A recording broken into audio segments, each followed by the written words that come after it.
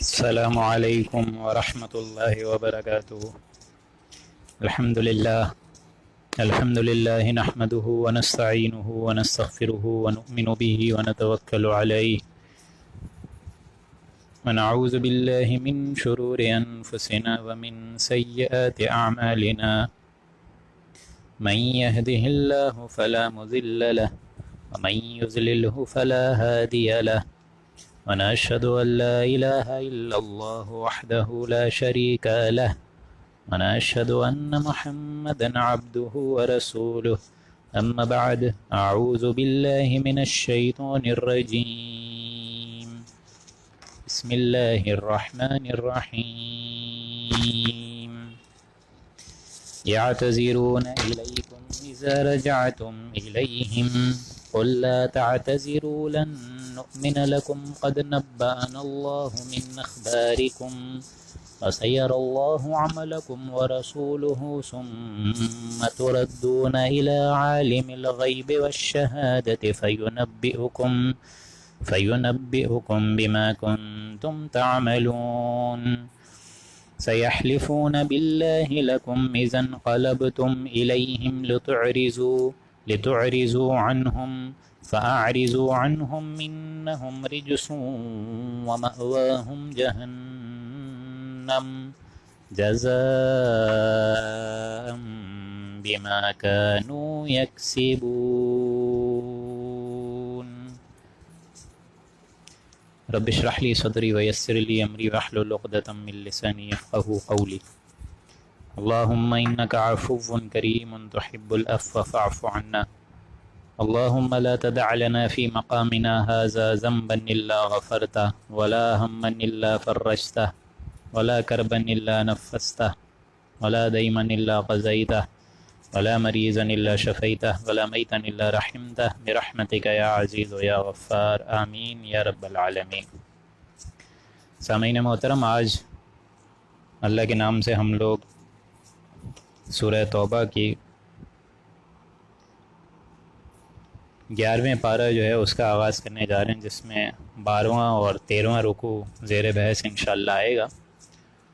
اور چنانچہ آج سے ہم نے تہیہ یہی کرا تھا کہ 2 رکوع ہم لوگ انشاءاللہ پڑھیں گے، تو آئی ایم شیور آپ لوگ کے اندر اتنی سخت طاقت ہمت ہوگی کہ انشاءاللہ مسلسل 2 رکوع جب تک ختم نہ ہو آپ باتیں سنیں گے، تفسیر پر غور کریں گے انشاءاللہ۔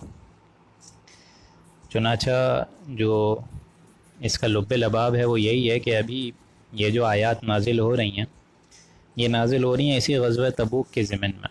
غزوہ تبوک کے معاملے پہ تو اب میں ڈیٹیل میں نہیں جا رہا ہوں، کیونکہ آلریڈی کافی آیات اس میں ہم پڑھ چکے ہیں کہ یہ معاملہ کیسے ہوا۔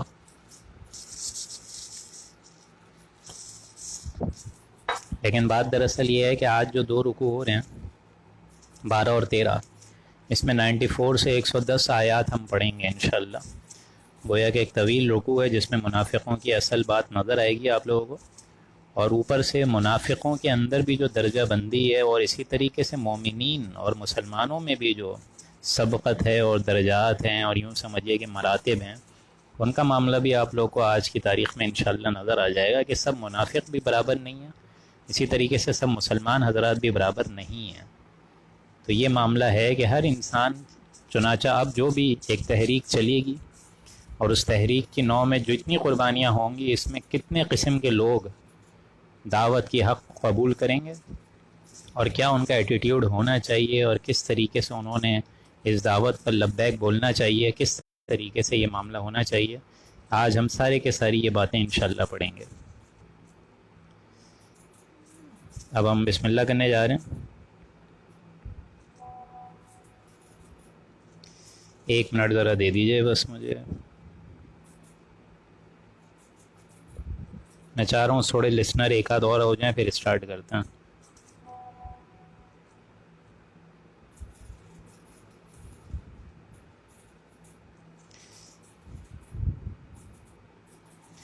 اعوذ باللہ من الشیطان الرجیم بسم اللہ الرحمن الرحیم یعتذرون الیکم اذا رجعتم الیہم۔ یہ جو معاملہ آ رہا ہے اسٹارٹ میں 94 آیت میں، اس میں ماضی کو بھی کور کیا جا سکتا ہے، ٹھیک ہے، اسی طریقے سے مستقبل کو بھی کور کیا جا سکتا ہے. یہ ایسی قرآن مجید کا ایک اسلوب ہے کہ دونوں معاملے اس میں کور ہو جائیں گے کہ یعتذرون الیکم اذا رجعتم الیہم، کہ یہ لوگ تمہارے سامنے عذر پیش کریں گے جب تم ان کے پاس واپس جاؤ گے، یا کہیں گے یا عذر کریں گے یہ لوگ واپسی کے سفر میں جب تم ان کے پاس مدینے واپس آؤ گے. اب ظاہر بات ہے اس میں دونوں طرف اشارہ ہے کہ واپسی کے سفر میں یہ منافق جو ہیں جب واپسی کے سفر میں نازل مطلب غزوہ تبوک سے جب معاملہ چل رہا ہے، اہل ایمان کا واپس مدینے جا رہے ہیں، تو عین ممکن ہے کہ واپسی کے سفر میں یہ آیات نازل ہوئی ہوں یا پھر مدینے پہنچ کر یہ آیات نازل ہوئی ہوں. یہ دونوں طرف ایک اشارہ ہے. تو لہٰذا معنی بھی اس میں دونوں طرف جائیں گے کہ بہانے بنائیں گے وہ منافق، یعتذرون الیکم اذا رجعتم الیہم، بہانے بنائیں گے وہ لوگ جن کے پاس تم لوٹ کر جاؤ گے، یا بہانے بنا رہے ہیں تمہارے پاس آ کر وہ لوگ کہ جن کے پاس تم لوٹ کر آؤ گے. یہ دونوں اس میں ترجمے لیے جا سکتے ہیں. گویا کہ ایک منافقوں کا ایک ایٹیٹیوڈ دکھایا جا رہا ہے کہ غزوہ تبوک میں تو وہ لوگ نہیں گئے، اب غزوہ تبوک سے واپسی سارے کے سارے اہل ایمان اور حضور اکرم صلی اللہ علیہ وآلہ وسلم آ رہے ہیں، تو ان کا معاملہ کیا ہو رہا ہے اور کس طریقے سے اب واپس آ کر بھی یہ بہانے پیش کر رہے ہیں رسول اللہ کو. ان کا ایک نقشہ کھینچا جا رہا ہے کہ بہانے ابھی بھی بنائیں گے وہ لوگ جن کی طرف تم لوٹ کر جاؤ گے، یا بہانے بنا رہے ہیں تمہارے پاس آ کر وہ لوگ جن کے پاس تم لوٹ کر آ گئے ہو. دونوں طرف جائے گا. قل لا تعتذروا، تو اے نبی صلی اللہ علیہ وآلہ وسلم آپ ہماری طرف سے اعلان فرما دیجئے، لا تعتذروا، کہ یہ عذر بہانے پیش اب مت کرو. لن نؤمن لکم قد نبأنا اللہ من اخبارکم، کہ ہم اب تمہارا ہرگز ایمان نہیں لائیں گے، ہم تمہاری کسی بات پر اب کوئی یقین نہیں کریں گے. تبوک سے پہلے تو جس نے جو بولا حضور اکرم صلی اللہ علیہ وآلہ وسلم نے مان لیا، تسلیم کر لیا، ایکسکیوزز جو ہیں سن لیے، ایک کان سے سنے، اور ظاہر بات ہے پھر ان کو اجازت دے دی، رخصت دے دی کہ ہمارے ساتھ ٹھیک ہے، مت جاؤ، اپنے اہل و عیال کو دیکھو وغیرہ وغیرہ. لیکن اب دیر ول بی نو لیم ایکسکیوزز، کچھ نہیں، ہم تمہاری اب قطعاً بات نہیں سنیں گے نہ سمجھیں گے. قد نبأنا اللہ من اخبارکم، ہمارا اللہ جو ہے ہمیں پہلے ہی تمہاری آگاہی دے چکا ہے، تمہاری خبروں سے، تمہاری کیفیات اور کرتوت سے آگاہی دے چکا ہے، ہمیں اللہ تعالیٰ تمہاری حرکتوں سے واقف کر چکا ہے. وَسَيَرَى اللَّهُ عَمَلَكُمْ وَرَسُولُهُ، اور آئندہ بھی اللہ اور اس کا رسول تمہاری اس کارگزاری کو دیکھے گا، تمہارا عمل دیکھا جائے گا آئندہ بھی. ابھی تمہارا غزوہ تبوک میں یہ معاملہ ہے، ممکن ہے کل کو اور کوئی غزوہ حنین آ جائے، اس میں تمہارا الگ ایک معاملہ ہوگا. تو اب اللہ دیکھے گا، اللہ کے ساتھ ساتھ اس کا رسول بھی دیکھے گا، یعنی آئندہ تمہارا کیا ایٹیٹیوڈ رہے گا وہ اللہ تعالیٰ اور اس کا رسول دیکھے گا. ثم تردون الی عالم الغیب والشہادہ، پھر تم لوٹا دیے جاؤ گے اس ہستی کے پاس جو کہ غیب اور شہادت، جو کہ پوشیدہ اور ظاہر دونوں کا جاننے والا ہے. فَيُنَبِّئُكُم بِمَا كُنتُمْ تَعْمَلُونَ، پھر اللہ ہی تم کو بتلا دے گا وہ عمل جو تم کرتے رہے تھے. یعنی جتنے تم نے بہانے رہتی دنیا میں، چاہے جھوٹا بہانہ پیش کرا، چاہے جھوٹی قسمیں کھائیں، چاہے جس قسم کا بھی جھوٹ اور اعراض کرا، تو ٹھیک ہے، اللہ تعالیٰ اور اس کا رسول تو دیکھ ہی رہا ہے، لیکن فائنلی مر کر جاؤ گے کہاں؟ جاؤ گے تو اللہ کے پاس، اور جب اللہ کے پاس جاؤ گے تو وہ عالم غیب بھی ہے اور شہادہ بھی ہے، ظاہر بات کا بھی جاننے والا ہے. جو وہ خیالات جو تمہارے دلوں کے اندر ہوتے ہیں، وہ جھوٹی باتیں، جھوٹی قسمیں جو تم کھاتے بھی نہیں ہو، تمہارے دل کی گہرائیوں سے زبان تک ادا نہیں ہوتے، اللہ تو وہ بھی جانتے ہیں، اور وہ اللہ بتائے گا. فَيُنَبِّئُكُم، وہ تم کو بتلا دے گا، جتا دے گا، گنوا دے گا وہ تمام عمل جو تم رہتی دنیا میں کرتے رہے تھے. تمہارا کیا ایٹیٹیوڈ اہل ایمان کے ساتھ رہا، تمہارا کیا منافقوں ایٹیٹیوڈ رسول اللہ کے ساتھ رہا صلی اللہ علیہ وآلہ وسلم، اللہ گنوا دے گا. سَيَحْلِفُونَ بِاللَّهِ لَكُمْ، آج آپ دیکھیں گے میری رفتار جو ہے وہ تھوڑی تیز ہے، اس کی وجہ یہ ہے کہ لمیٹڈ ٹائم میں ہم لوگ 2 رکوع آج سے پڑھائیں گے، لیکن آپ لوگ دعا کریں کہ کیفیات میں انشاءاللہ ذرہ بھر بھی کمی نہیں آئے. سَيَحْلِفُونَ بِاللَّهِ لَكُمْ إِذَا انقَلَبْتُمْ إِلَيْهِمْ، ہاں وہ اب تمہارے سامنے رسول آئیں گے، باللہ لکم، اور قسم کھائیں گے اللہ کی کہ ہم تو معذور تھے، ہمیں تو یہ معاملہ پیش آ گیا، ہمارے اندر تو یہ کوتاہی تھی، ہمارے اندر یہ فلاں فلاں، ہمارے گھر میں کسی اہل و عیال کی طبیعت خراب تھی اس لیے ہم غزوہ تبوک میں نہیں گئے. تو سیحلفون باللہ، یہ قسمیں کھائیں گے یہ منافق. اب تو آپ آ گئے ہیں غزوہ تبوک سے، لیکن اب یہ منافق جو ہے بڑی بڑی قسمیں کھائیں گے کہ ہم تو بڑے ہی مخلص رہے، ہم تو اللہ کے پسندیدہ ہیں، ہاں ہمیں یہ چھوٹا سا معاملہ ہو گیا تھا رسول اللہ، آپ تو رحم دل شخصیت ہیں، تو آپ ہمیں درگزر فرمائیں.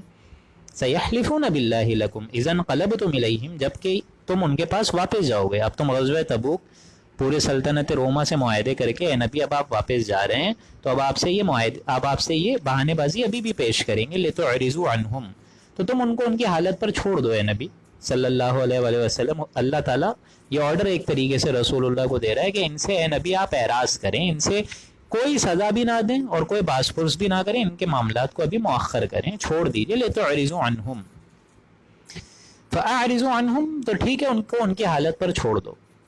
اللہ تعالیٰ کہہ رہے ہیں ان سے ابھی اعراض کرو، ان کے معاملے میں ابھی فوراً کوئی پیش رفت اور فوراً کوئی یوں سمجھیے سزا دینا بھی صحیح نہیں ہے، ابھی ان کے معاملے کو مؤخر کریں۔ انہم رجس، یہ لوگ بہت گندے ہیں، بالکل گندے، ناپلید اور نا اہم شخصیت اور انتہائی غلیظ لوگ ہیں۔ انہم رجس، ناپاک گندے لوگ ہیں۔ ومأواہم جہنم، اور ان کا ٹھکانہ وہی آگ ہے، دوزخ ہے، جزاء بما کانوا یکسبون، بدلہ ان کے کاموں کا جو وہ کرتے رہے، یعنی وہ نفاق کرتے رہے، وہ خلافت مطلب اختلاف رائے پیش کرتے رہے، اعراض کرتے رہے، جی چراتے رہے، اہل و عیال پر بہانے اور جھوٹی قسمیں کھا کھا کے غزوہ تبوک میں نہیں گئے، تو یہ سارے کے سارے معاملات ان کو آج جہنم میں پہنچا دینے کے لیے کافی ہے۔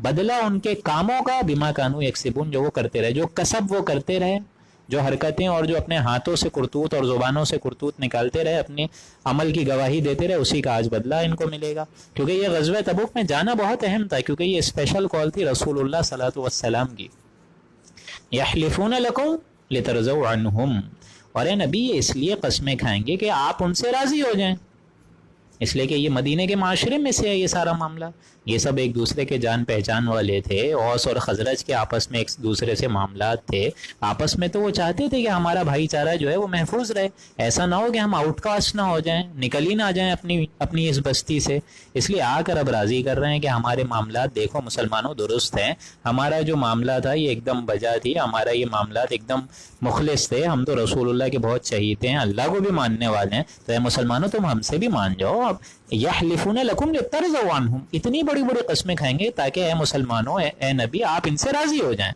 فإن ترضوا عنہم، تو اے مسلمانوں اگر تم ان سے راضی بھی ہو جاؤ، فإن اللہ لا يرضى عن القوم الفاسقین، تب بھی اللہ ایسے شریروں سے، ایسے فاسقوں سے، ایسے ناہنجاروں سے، ایسے ظالموں سے کبھی راضی نہیں ہوتا۔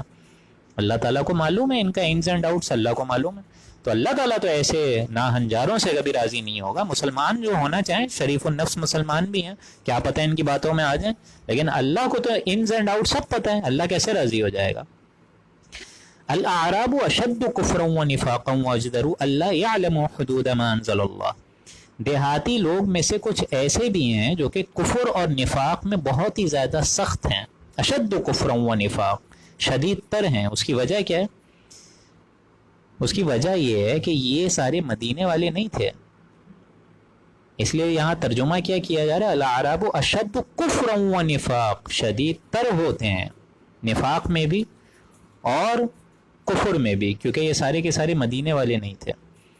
اس سے پہلے جو معاملات آ رہے تھے وہ تو مدینے والے تھے، یعنی مدینے والے تو حضور اکرم صلی اللہ علیہ وآلہ وسلم کی تعلیمات سے فیضیاب ہوتے تھے، واقف ہوتے تھے، جمعے کے خطبے ہوتے تھے، نصیحت ہوتی تھی، وعظ، تعلیم، مدرس، ساری چیزیں ہوتی تھیں، لیکن یہ جو بادیہ نشین ہیں، آس پاس کے رہائشی ہیں، جو ان چیزوں سے محروم ہیں، حضور اکرم صلی اللہ علیہ وآلہ وسلم کی تعلیم اور صحبت سے محروم ہیں، ان کو کیا اندازہ؟ یہ تو بادیہ نشین ہے۔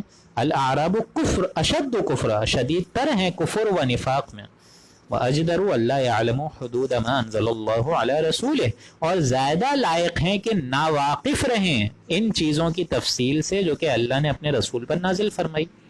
یہ اللہ نے اپنے رسول پر قرآن مجید نازل فرمایا، یہ لوگ اس سے ناواقف رہے کیونکہ ان کو صحبت کبھی نصیب ہی نہیں ہوئی رسول اللہ کی، یہ تو اس علاقے میں رہے ہی نہیں۔ تو ان عراب میں، ان بادیہ نشینوں میں بھی کچھ ایسے لوگ ہیں، بالکل ہیں، جو کہ ایک دم ناواقف رہے رسول اللہ سے بھی اور ان کے عظیم الشان اس کلام مبارک سے بھی، اللہ کے اس کلام مبارک سے بھی جو کہ رسول اللہ پر نازل ہوا، ما انزل اللہ علی رسولہ، جو کہ اللہ نے اپنے رسول پر نازل فرمایا، واللہ علیم حکیم، اور اللہ تعالیٰ علم رکھنے والا ہے اور حکمت رکھنے والا ہے، بڑے علم والا بھی اور بڑی حکمت والا بھی، اس کا کوئی حکم کسی حکمت کے بغیر ہے ہی نہیں۔ وَمِنَ الْأَعْرَابِ مَن يَتَّخِذُ مَا يُنْفِقُ مَغْرَمًا وَيَتَرَبَّصُ بِكُمُ الدَّوَائِرَ، اور ان دیہاتوں میں بعض ایسے بھی ہیں کہ جو کچھ وہ خرچ کرتا ہے اس کو جرمانہ سمجھتا ہے، جو خرچ کرتے ہیں، زکوٰۃ دیتے ہیں، اس کو تاوان سمجھتے ہیں، کیونکہ پہلے ایسا معاملہ تھا ہی نہیں، پہلے وہ نظام تھا ہی نہیں، اب تو دین جزیرہ نمایاں عرب میں جڑیں مضبوط کر رہا ہے. اب ظاہر بات ہے ہر ایک کو زکوٰۃ بھی دینی ہے, صدقات خیرات بھی کرنے ہیں. یہ معاملہ تھا مدینے میں, مدینے کی ریاست کا. آپ سوچئے ایسا رسول اللہ نے پاورفل سسٹم کر دیا تھا کہ everyone have to give زکوٰۃ, جو مالدار ہے اس کو دینا ہے. اور آج ہمارا معاملہ ہے, ہماری اسٹیٹ ہی اتنی ویک ہے کہ زکوٰۃ تو دور کی بات, صدقات خیرات بھی نہیں کرتے. لیکن یہ لوگ کا معاملہ یہ ہوا کہ جب مدینے میں ایسی ریاست قائم ہو رہی ہے اور بالخصوص رسول اللہ کے دست مبارک سے قائم ہو چکی, اب جس کو زکوٰۃ دینی ہے, اور بالخصوص یہ لوگ جو کہ رسول اللہ کی تعلیمات سے کبھی فیضیاب ہوئے ہی نہیں, بہرہ مند ہوئے ہی نہیں, ان کو کیا معلوم زکوٰۃ کیا ہے, صدقات کی اہمیت کیا ہے, خیرات کی اہمیت کیا ہے. تو یہ جو زکوٰۃ دیتے ہیں وہ تو تاوان سمجھتے ہیں, تاوان سمجھ کے دیتے ہیں. مغرما ویتربص بکم الدوائر, اور تمام مسلمانوں کے واسطے ان کو انتظار ہوتا ہے کہ کسی گردشوں کا وہ منتظر رہتے ہیں, چاہتے ہیں کہ مدینے کی ایسی حکومت کا خاتمہ ہو جائے.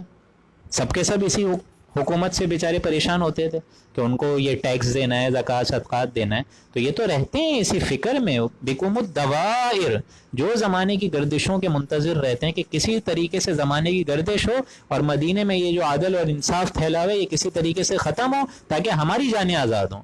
علیہم دائرۃ السوء, آگاہ ہو جاؤ کہ برا وقت انہی منافقین پر پڑنے والا ہے. ان لوگ کو اسلام کی بابرکت ساعتیں نظر ہی نہیں آتی ہیں, تو برا وقت تو انہی لوگوں کے لیے ہے. واللہ سمیع علیم, اور اللہ تعالیٰ سنتا ہے اور علم رکھتا ہے, جاننے والے اللہ تعالیٰ. ومن الاعراب من یؤمن باللہ والیوم الآخر, اور بعض اہل دیہات میں ایسے بھی ہیں جو اللہ پر اور قیامت کے دن بھی پورا پورا ایمان رکھتے ہیں, یعنی سب کے سب بھی برابر نہیں ہیں. بادیہ نشین میں بہت کمزور ایمان والے بھی ہیں, بہت کفر اور نفاق میں شدید تر بھی ہیں, اور بعض اچھے بھی ہیں, پانچوں انگلیاں برابر نہیں ہیں. اس لیے فرمایا ومن الاعراب, بعض ایسے دیہاتی بھی ہیں, بادیہ نشین ہیں, بدو ہیں, من یؤمن باللہ, جو کہ ایمان رکھتے ہیں اللہ پہ, والیوم الآخر, آخرت کے دن پر بھی, اللہ کے حضور جواب دہی کا بھی احساس ہے. وَيَتَّخِذُ مَا يُنْفِقُ قُرُبَاتٍ عِنْدَ اللَّهِ, اور جو وہ خرچ کرتے ہیں اس کو بذریعہ قرب تلاش کرتے ہیں اللہ کی ذات سے. یعنی ہم زکوٰۃ دیں گے, صدقات دیں گے, انفاق کریں گے, تو ظاہر بات ہے یہ تو قرب ہے, اللہ سے جڑنے کا ایک بہت بہترین موقع ہے اور بہترین موجب ہے. وصلوات الرسول, اور رسول اللہ کی دعا کا ذریعہ بھی بنتے ہیں. ظاہر بات ہے اللہ تو خوش ہوگا, اور جو اللہ کے دین کی بالادستی کے لیے کمر کوشش کرے گا اور ایک دم تن من دھن کی بازی لگائے گا, اس سے اللہ تو خوش ہوگا ہی ہوگا, رسول اللہ بھی خوش ہوں گے.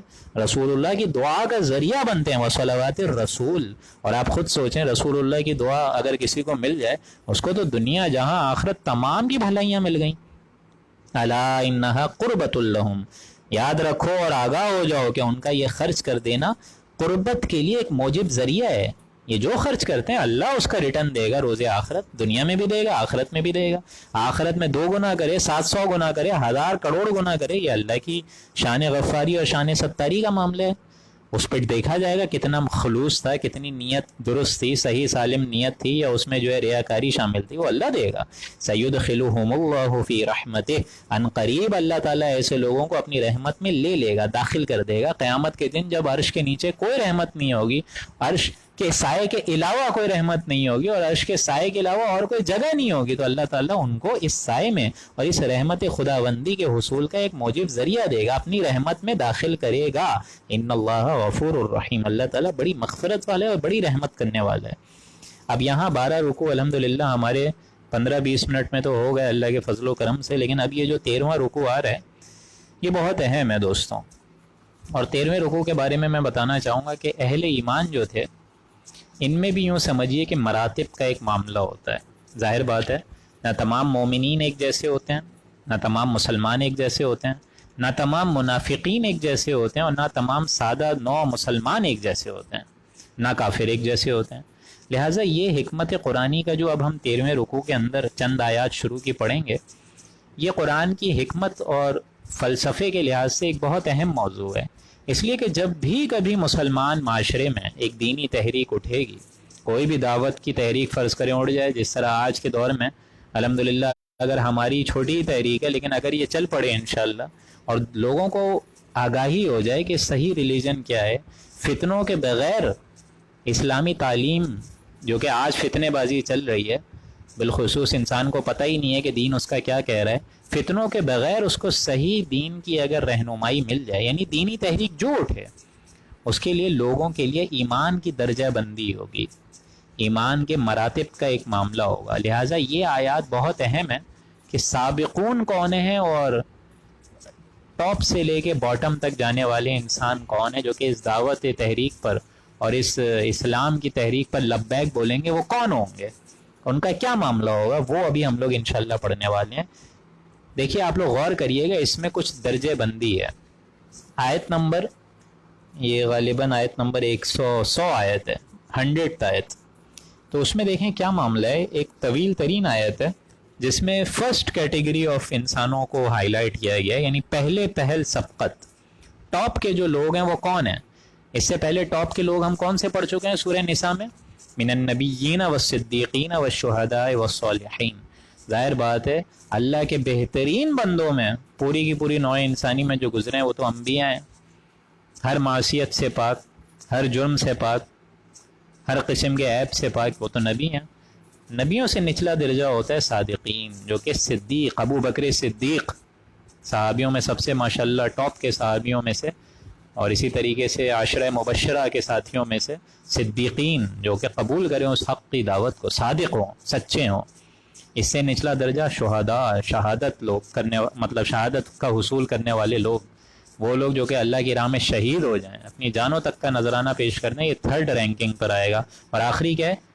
من النبیین والصدیقین والشہداء والصالحین. اور صالح لوگ، نیک دل لوگ، اللہ تعالیٰ کے لیے ایثار پیش کرنے والے لوگ، یہ صالحین ہیں. یہ سورہ نساء میں ہم پڑھ چکے ہیں، اگر آپ لوگ کو یاد ہو، انشاءاللہ میرے خیال سے یاد ہوگا. لہٰذا یہاں پہ بھی آپ دیکھیں گے کہ 2 درجے جو ٹاپ کے ہیں، درجہ بندی کی جا رہی ہے پہلے پہل سبقت والوں کے لیے.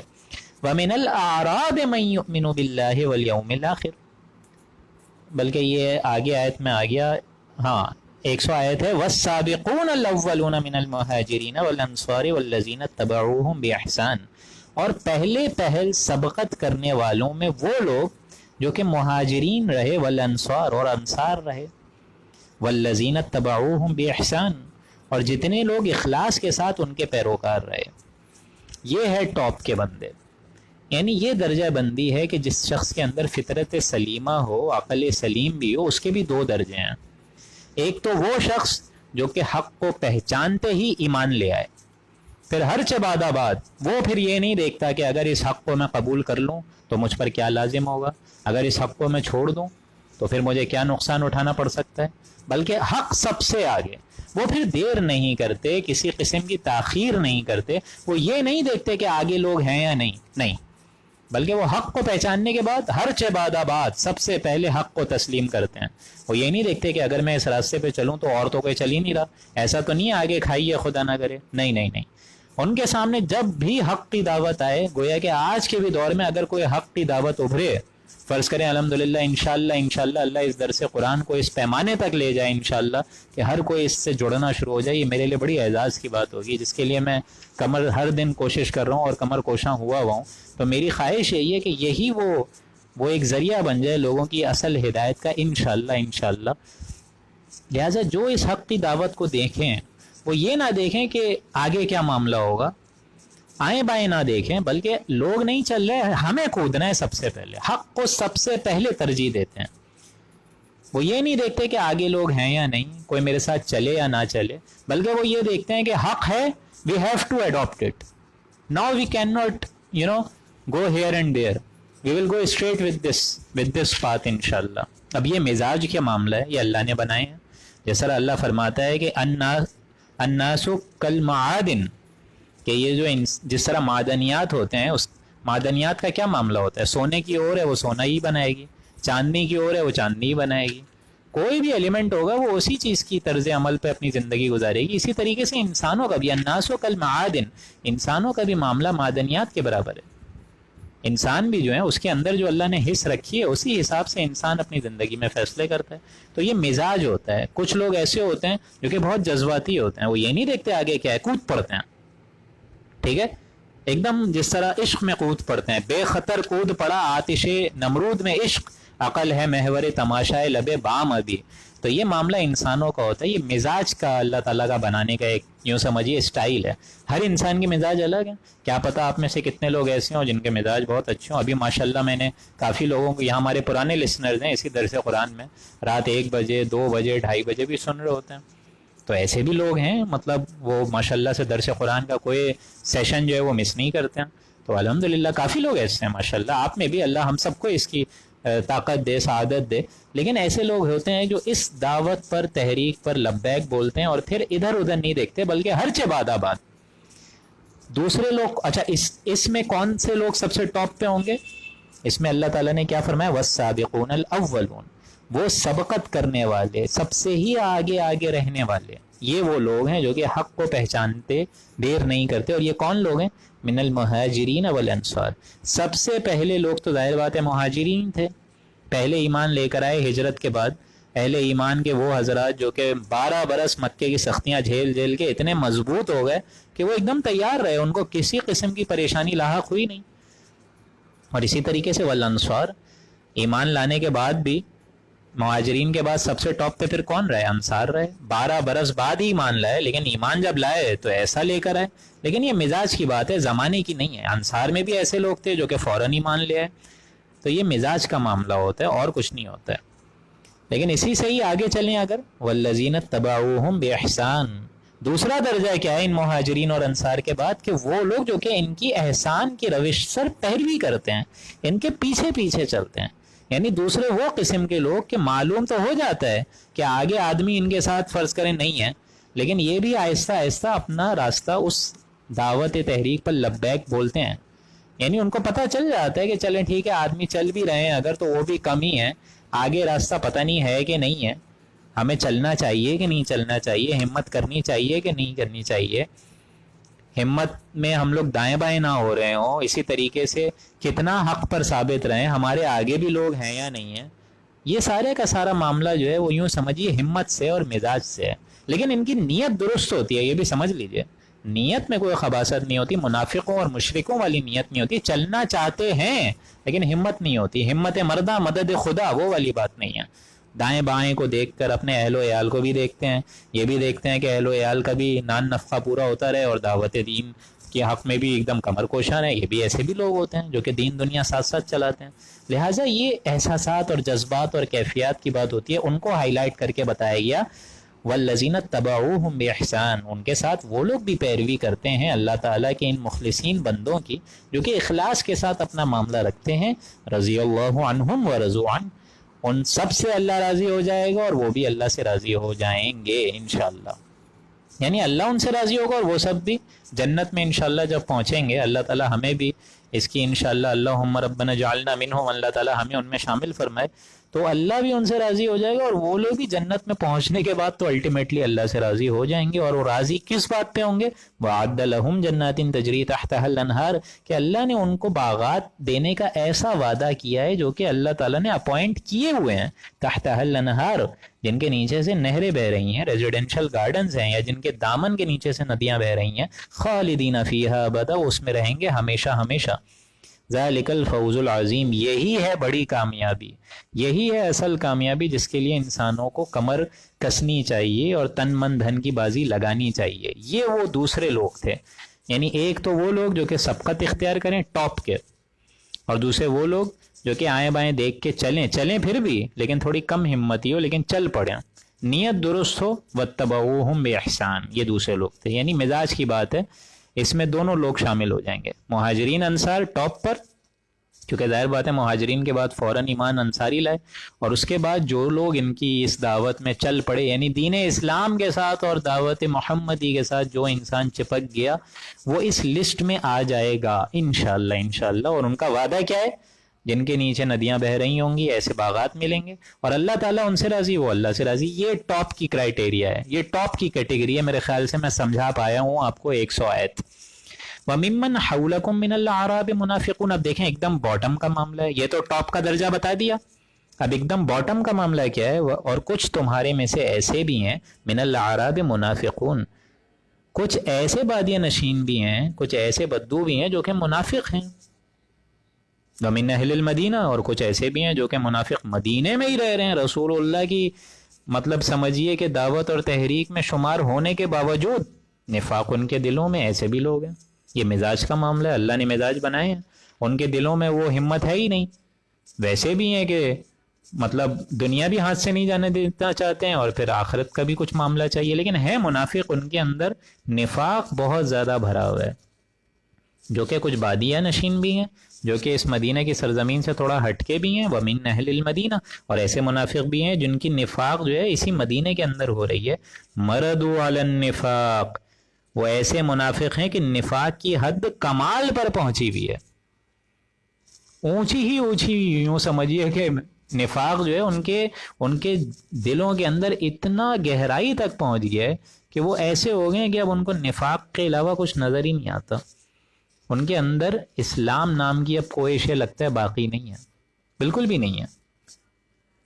وَمِنْ أَهْلِ الْمَدِينَةِ مَرَدُوا عَلَى النِّفَاقِ لَا تَعْلَمُهُمْ، اے نبی آپ اور اے مسلمانوں تم لوگ تو ان کو نہیں جانتے ہیں، نہیں جانتے ہو، نحن نعلمهم، اللہ جانتے ہیں ان کو، اللہ کہہ رہا ہے ہم جانتے ہیں ان کو، اللہ تعالیٰ کہہ رہا ہے ہم ان کی حرکات سکنات کیفیات سے واقف ہیں۔ سنعذبهم مرتين ثم يردون الى عذاب عظیم، ہم عنقریب ان کو سزا دیں گے، دوہری سزا۔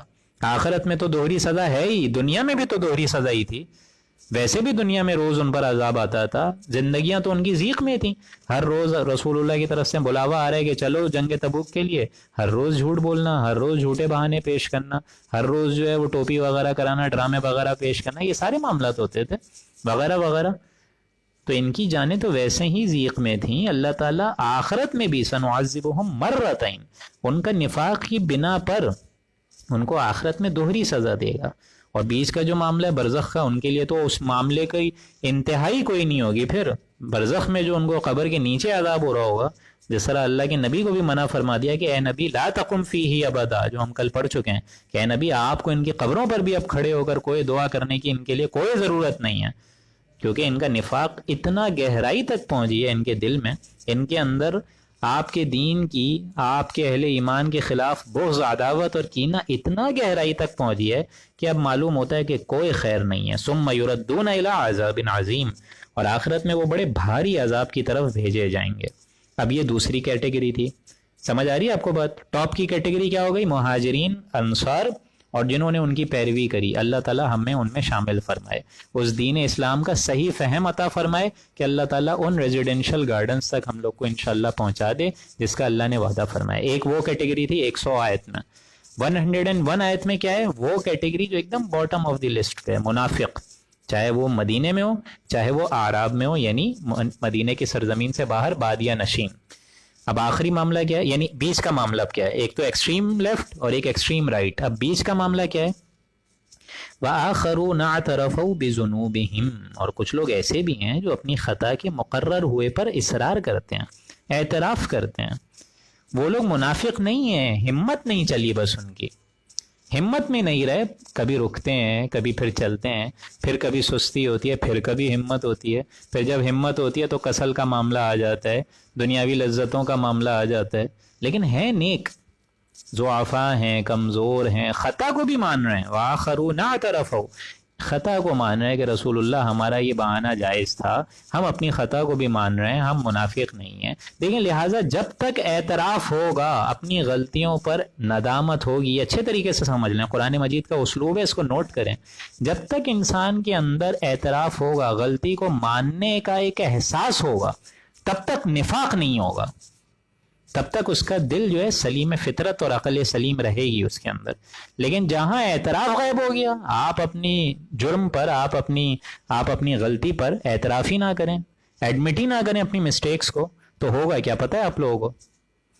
آپ جھوٹ بولنا شروع کر دیں گے، اور جہاں جھوٹ آ جاتا ہے وہاں نفاق آ جاتا ہے، دل میں اللہ تعالیٰ دین کی محبت کو کم کرنا شروع کر دیتا ہے۔ یہ نفاق کی پہلی سٹیج ہوتی ہے۔ نفاق کی دوسری سٹیج کیا ہوتی ہے؟ آپ جھوٹ بولنے کی قسمیں کھانا شروع کر دیں گے، جہاں جھوٹ کے ساتھ جھوٹی قسم آ جائے، یہ نفاق کی دوسری سٹیج ہے۔ اور نفاق کی آخری سٹیج معلوم ہے کیا ہے؟ وہ یہ ہے کہ اہل ایمان سے حسد ہو جاتا ہے اور دشمنی ہو جاتی ہے کہ ان مسلمانوں کی وجہ سے ہم پریشان ہیں، ہم جو ہیں ہماری حالت خراب ہوئی ہوئی ہے۔ جب کبھی یہ اللہ تعالیٰ کے نبی کی طرف سے بلاوا آتا ہے، یہ لوگ سارے کے سارے تیار ہو جاتے ہیں، جب بھی جنگ کے لیے بلاوا آتا ہے یہ لوگ کمر کوشاں رہتے ہیں, ہمیشہ تیار رہتے ہیں. اگر یہ بھی بیٹھے رہتے تو ہمیں تو پوچھا ہی نہیں جاتا, ہمیں کس طرح پھر پوچھا جاتا. لہٰذا بجائے ان کے لیے اچھے جذبات انسان کے لیے پیدا ہوں, ان منافقین کا معاملہ تلپٹ ہو جاتا ہے, الٹا غلط جذبات ایسے اہل ایمان کے لیے نکلنا شروع ہو جاتے ہیں. یہ ہے وہ نفاق کی تیسری سٹیج, اہل ایمان سے حسد ہو جاتا ہے. لیکن یہاں 102 آیت میں اس کے برعکس معاملہ فرمایا گیا ہے کہ وہ لوگ منافق نہیں ہیں, نفاق کی تیسری سٹیج پہ نہیں پہنچے, نفاق کی پہلی سٹیج پہ بھی نہیں پہنچے.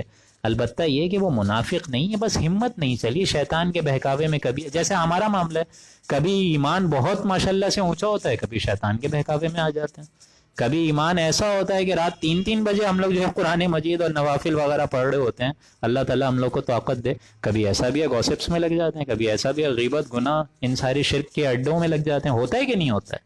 لہٰذا یہ جو درمیانی کیٹیگری ہے اس کو 102 آیت میں بتایا گیا. وَآخَرُونَ اعْتَرَفُوا بِذُنُوبِهِمْ, کچھ لوگ ایسے بھی ہیں جو اپنی خطا پر نبی اقرار فرماتے ہیں, مانتے ہیں کہ ہم نے جھوٹ نہیں بولا ہے, صحیح بات بولی ہے. خَلَطُوا عَمَلًا صَالِحًا وَآخَرَ سَيِّئًا, ان کے معاملات تلپٹ ہیں, ملے جلے ہیں. خَلَطُوا عَمَلًا, اچھے اعمال بھی کیے ہیں, عملاً صالحا, اچھے معاملات بھی کیے ہیں, وآخَرَ سَيِّئًا, کچھ برے معاملات بھی کیے ہیں, کچھ گندے کام بھی کیے ہیں. شیطان کے اور کسل کے بہکاوے میں آ کے نفس کا غلبہ اتنا ہو جانا کہ اپنے جذبات پہ قابو نہ رکھ سکے, اللہ کی جناب میں معصیت بھی کر بیٹھے.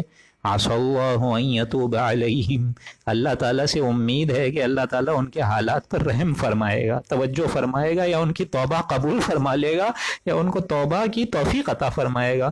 اللہ تعالیٰ سے امید ہے کہ اللہ تعالیٰ ان کی توبہ قبول فرمائے گا. اللہ سے دعا کریں اللہ تعالیٰ ہمارے اندر بھی وہ جذبات پیدا فرمائے کہ اولین اگر اس کیٹیگری میں نہ آئے تو ایٹ لیسٹ 100 آیت جو آیت اس سے 2 آیت پہلے پڑھی ہے اول تو وہ کیٹیگری ہو, اور اگر وہ نہ ہو تو بار بار ہمارے درمیان یہ ایمان کا تانا بندانا ہمارا جڑا رہے, ایمان کا جو تعلق ہے وہ ہاتھ سے ٹوٹے نہیں, دامن مصطفیٰ سے جو ہاتھ کا ایک تعلق ہے وہ ٹوٹے نہیں. عَسَى اللَّهُ أَن يَتُوبَ عَلَيْهِمْ, اللہ تعالیٰ سے امید ہے کہ اللہ تعالیٰ ان کے حالات پر توجہ فرمائے گا, رحمت کے ساتھ توجہ فرمائے گا.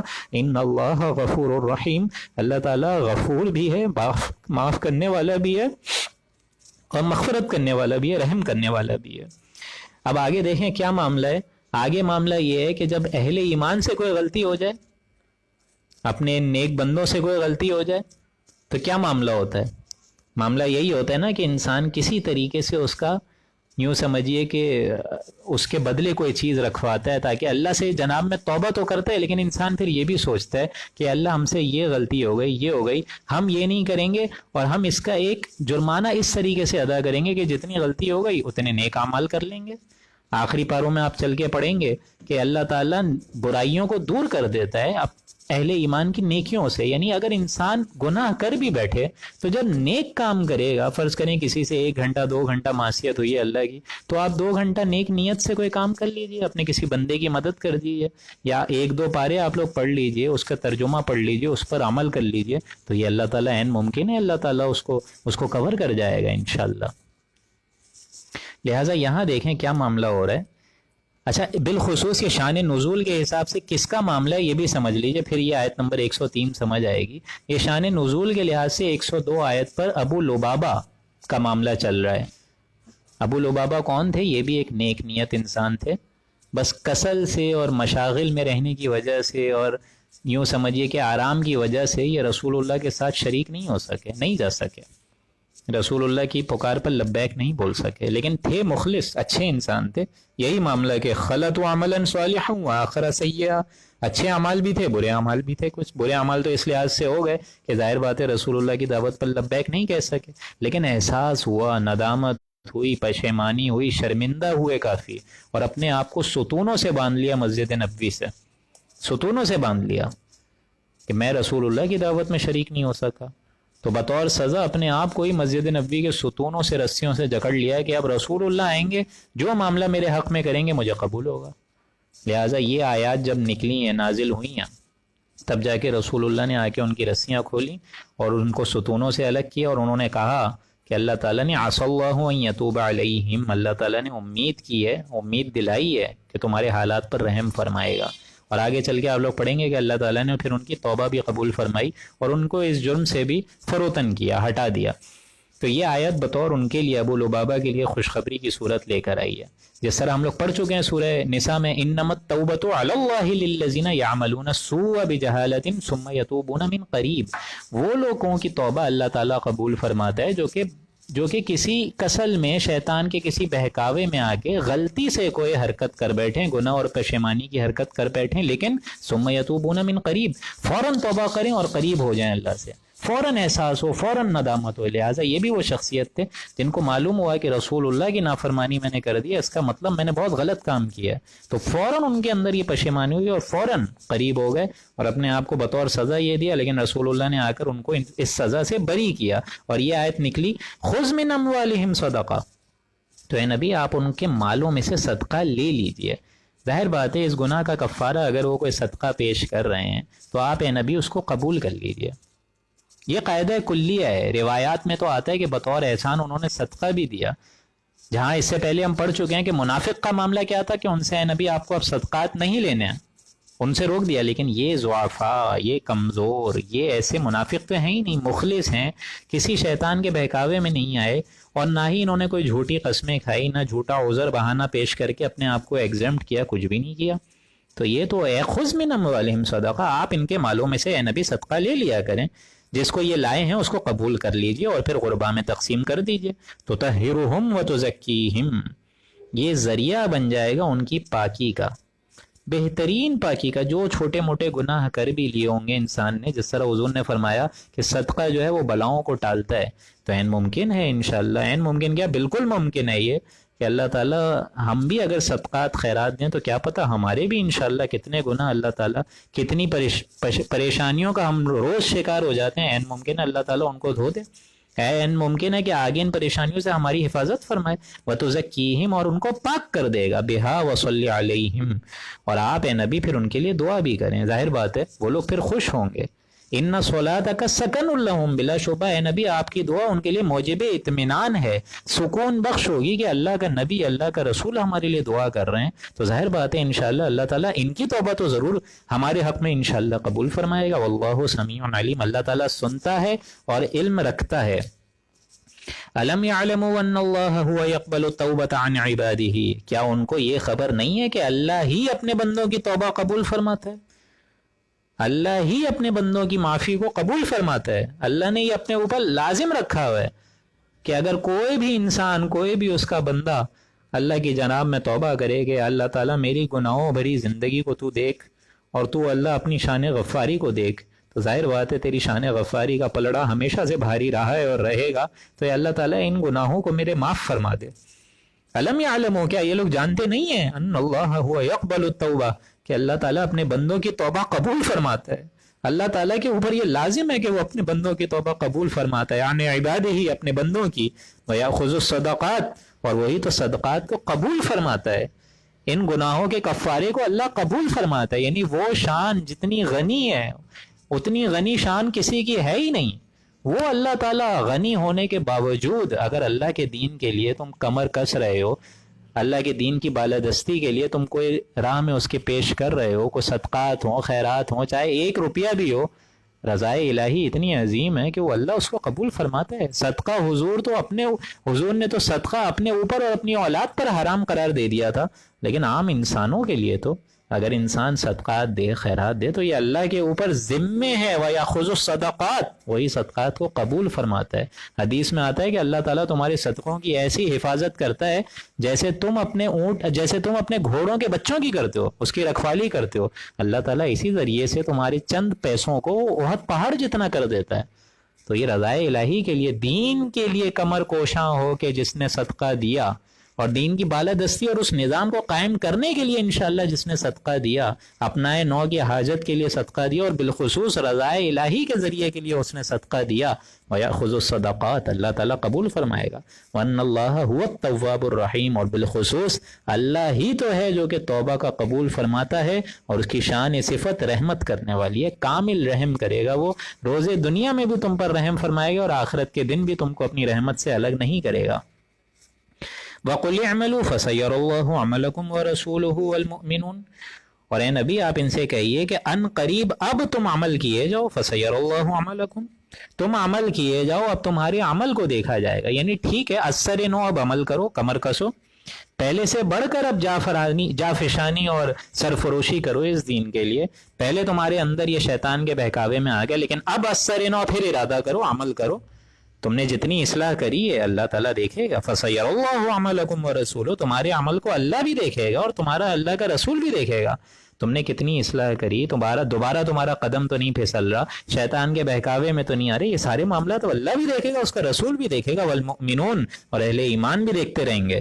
وَسَتُرَدُّونَ إِلَىٰ عَالِمِ الْغَيْبِ وَالشَّهَادَةِ، اور ضرور تم کو اسی کے پاس جانا ہے جو کہ عالم غیب اور شہادہ ہے، چھپے کا بھی ظاہر کا بھی، سب کا جاننے والا وہی ذات ہے. فَيُنَبِّئُكُم بِمَا كُنتُمْ تَعْمَلُونَ، اور وہ تم کو جتلا دے گا، بتا دے گا، گنوا دے گا ان تمام اعمال کو جو تم رہتی دنیا میں کرتے رہے.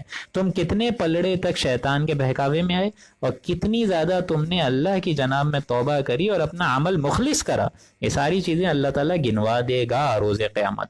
وَآخَرُونَ مُرْجَوْنَ لِأَمْرِ اللَّهِ، اور کچھ لوگ ایسے بھی ہیں، اب ایک اور کیٹیگری آ گئی ہے. وہ کیٹیگری کیا ہے؟ سیکنڈ کیٹیگری ہے ضعفاء کی. ان میں 3 اصحاب کا معاملہ آ رہا ہے، 3 صحابیوں کا، اور بالخصوص ان میں ایک صحابی بہت عظیم کعب ابن مالک انصاری صحابی ہیں، ان کا معاملہ یہاں آ رہا ہے. اور بڑا خوبصورت واقعہ ہے، ان کا پورا واقعہ سیرت کی کتابوں میں بھی درج ہوا ہے.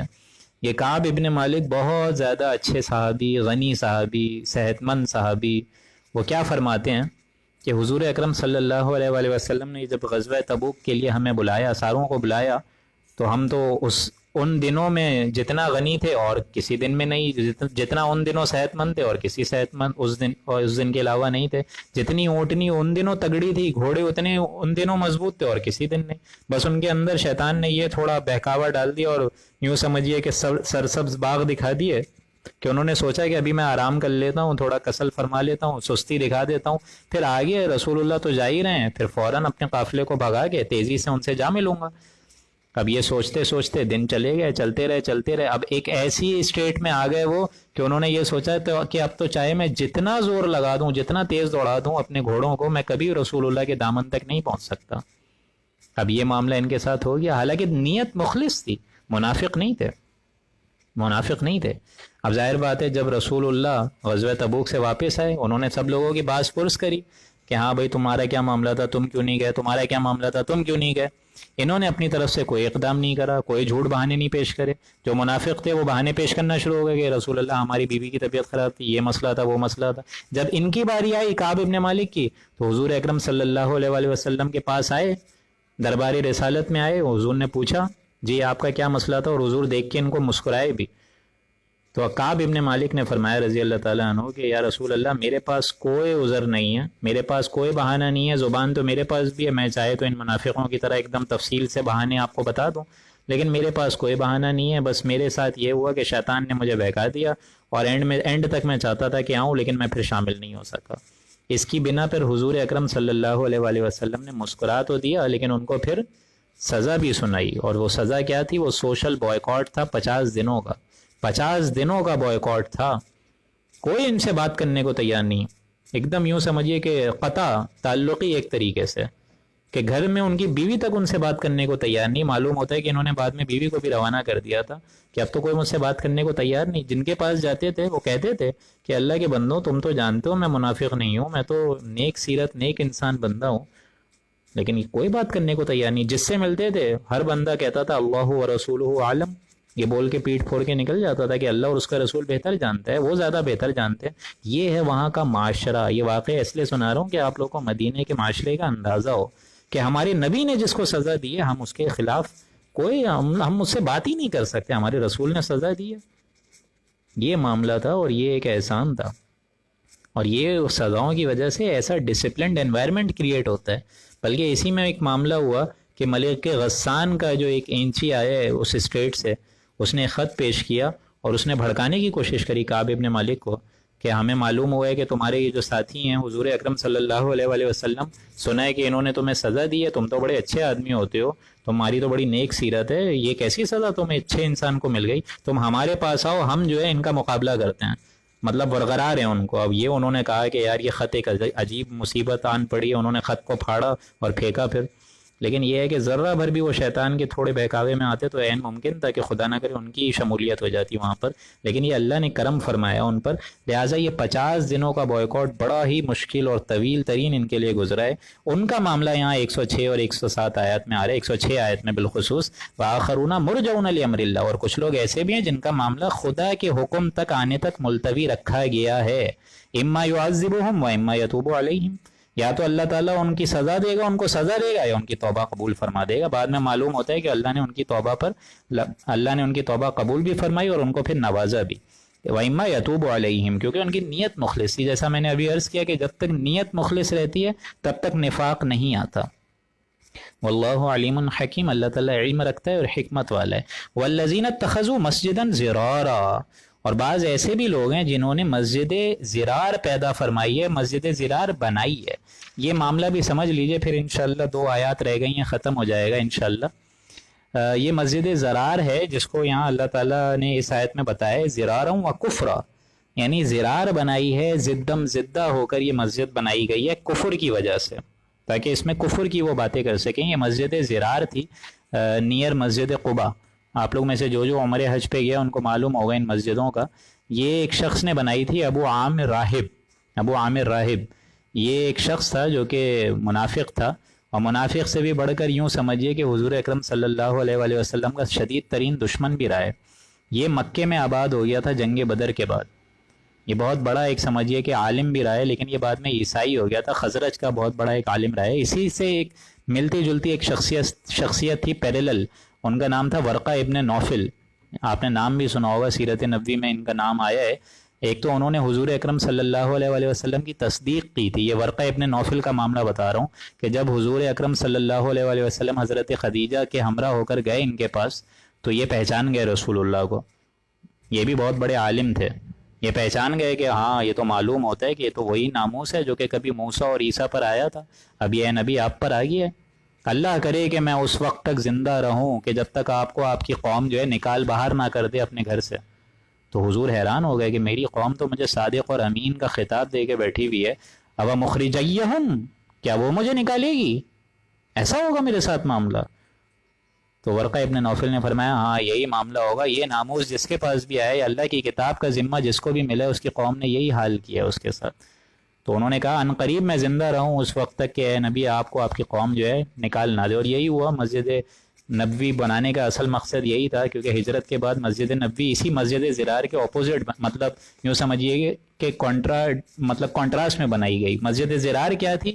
یہ بنائی ابو عامر راہب نے، ایک تو ورقہ ابن نوفل جو کہ شریف آدمی تھے، لیکن اس کا معاملہ کیا تھا ابو عامر راہب کا، کہ یہ جنگ بدر سے نکال کر پھر مکے میں آباد ہوا، اور یوں سمجھیے کہ جنگ احد جب ہوئی تھی اس میں باقاعدہ یہ مشرکین کے ساتھ مل کر آیا تھا، اور وہاں آ کر ایک اسپیچ بھی اس نے دی تھی کہ اس اسپیچ سے جو حضور کے ساتھ جتنے انصار صحابہ ہیں ان کو ورغلانے کی کوشش کی تھی، لیکن اس کی یہ سازش کامیاب نہیں ہو سکی اللہ تعالیٰ نے۔ تو بلکہ یہ بھی معاملہ ہوا کہ جنگ حنین کے بعد یہ جو ہے ابو عامر راہب جس نے یہ مسجد زرار بنائی ہے، یہ اس جنگ کے بعد، جنگ حنین کے بعد شام جا کے آباد ہو گیا، لیکن اس کے یوں سمجھیے کہ مشرکین سے، منافقین سے مطلب کامن ٹرمز تھے، لنکس تھے، اور وہ لنکس کے ذریعے سے اس نے یہ مشورہ دیا کہ ایک ایسی مسجد بناؤ، مسجد زرار، جو کہ مدینے سے باہر ہو، تاکہ ہماری جو سازشیں ہوں ان مسلمانوں کو پتہ نہ چلیں۔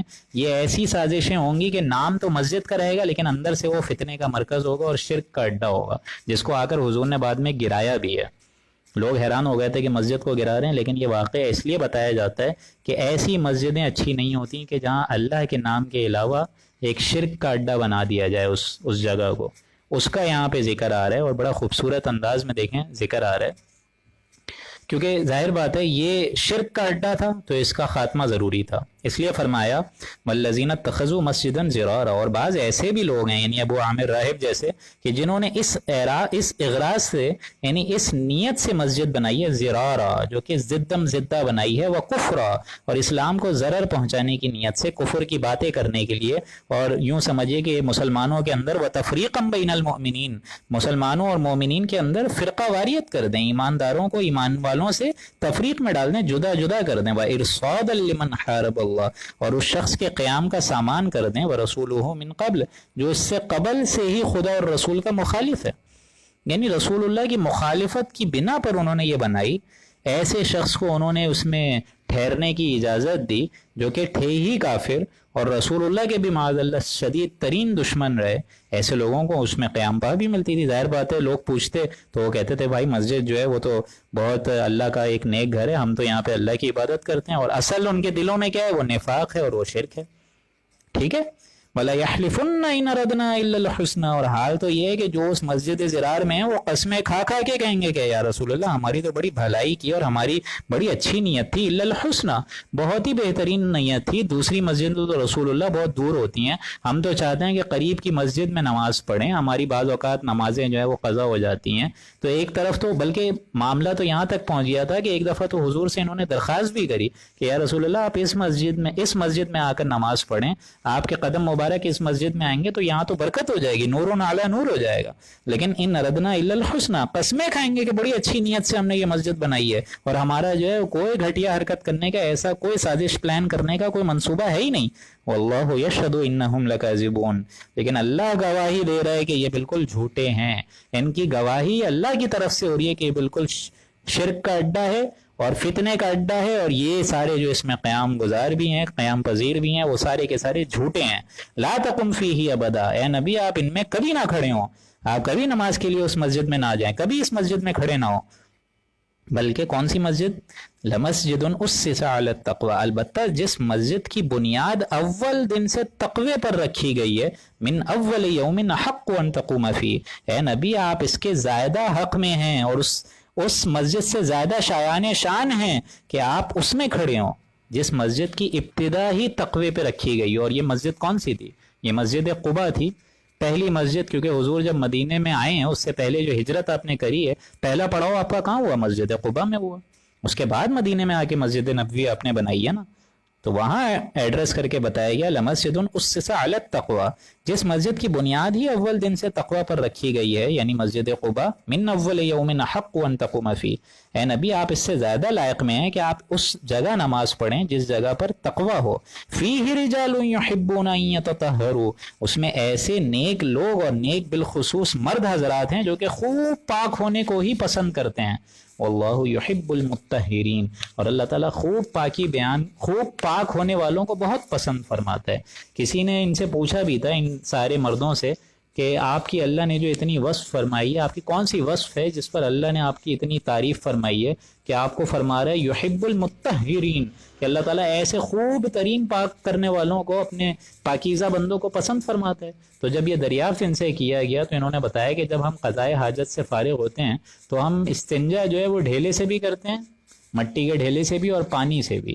تو ان دونوں سے استنجا کرنے کی وجہ سے اور طہارت حاصل کرنے کی وجہ سے اللہ تعالیٰ نے دیکھیں ان کی تعریف فرمائی ہے. افمن اسس بنیانہ علی تقوی, آخری آیت ہے, سیکنڈ لاسٹ آیت ہے آج کے 13ویں رکوع کی, کہ افمن اسس بنیانہ علی شفا جرف نہار فنہار بہ فی نار جہنم. افمن اسس بنیانہ علی تقوی, ایسا شخص بہتر ہے کیا جس نے عمارت جو ہے, اپنی مسجد جو ہے, اس کی بنیاد تقوی کی بنیاد پر بنائی ہے, ورضوان, اور اللہ کی خوشنودی اور رضوان حاصل کرنے کے لیے بنیاد بنائی ہے, یعنی مسجد قباء. یہ زیادہ بہتر ہے یا پھر امن اسس بنیانہ علی شفا, یا وہ عمارت جس کی بنیاد کسی گھاٹی پر بنائی گئی ہے, یعنی کسی غار کے کنارے پر بنائی گئی ہے, شفا جرف ہارن, کسی گھاٹی کے کنارے پر, کسی کچی زمین پر جس کی عمارت جو ہے وہ کھوکھلی ہو, بیس جو ہے وہ کھوکھلی ہو, وہاں مسجد بنائی ہے, وہاں عمارت بنائی ہے, یہ زیادہ بہتر ہوگی. فنہار بہ فی نار جہنم, کہ وہ عمارت جو ہے وہ گرے اور آتش دوزخ میں جا کر گر پڑے.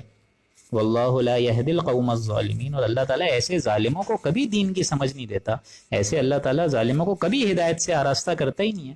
یعنی جب بھی انسان کوئی تعمیر کرتا ہے, کوئی گھر بھی بناتا ہے, تو یہ تو دیکھتا ہے نا کہ اینٹیں کیسی ہیں, بیس کیسی ہے. ظاہر بات ہے دریا کے کنارے آپ گھر بنائیں گے تو ہلکا سا بھی خدا نہ کرے زلزلہ ہے تو وہ دریا میں ہی بہہ جائے گا پورا کا پورا گھر. نالے کے پاس کوئی کھوکھلی عمارت ہو, وہ کتنے دن جو ہے وہ بقا اس کی رہے گی محفوظ, کبھی نہیں.